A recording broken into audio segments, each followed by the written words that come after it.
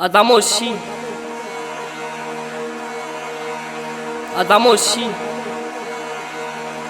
Trap țărănesc Adamoshi Știu că mă știi, bă, sunt din Răcătău. Am o pulă mare și-ar vrea să te futa în groia. Adamoshi, hai să facem show, hai să ți-o dau bine coaie, ca să vezi că sunt cacău, ia. În baie spargem oglii, se coaie și spar muia, să dau în difuzoare, se aude tare, într-un Peugeot e alb, ia. Te-ai dus acasă și te-ai apilat, băi.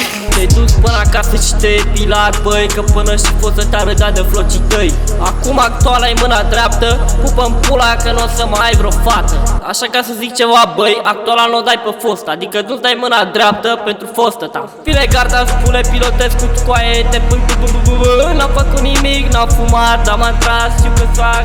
Mă dai în gât pe mine și pe frate, nu, că tu ești putat, ia.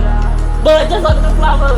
L-am făcut de căcat, îmi place culoarea ta, ai o față de zici că e pula mea, ia. Deci deja se termină versul, Adamoshi.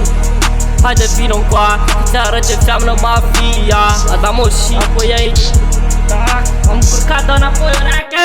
Te scărpina prea tare, te-ai jăp sub unghii. Te scărpina prea tare, te-ai jăp sub unghii. Deschide-ți alteleu ca să pot să-mi bag capul pulii. Să-i spui lui aia să-mi dea banii, ca seara am fost până la mami tău, Adamoshi cu Nițoiu. Eu am prins seri în toi, vă puștea pula și un coi, ia. Nițoiu frac, spaniolo, îți dau pula ca să-mi o cânt solo.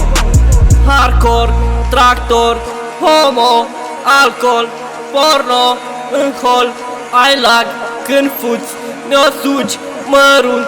Să mai zic ceva despre tine?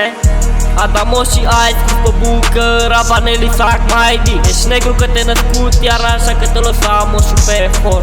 Am auzit ca numele meu în gură, ce-ar fi să ai și pula. Să-ți iau falca în pulă, de arătură, te futear în gură, fără măsură, fiori pe centură. Pe asta am dat-o la Canten Drink.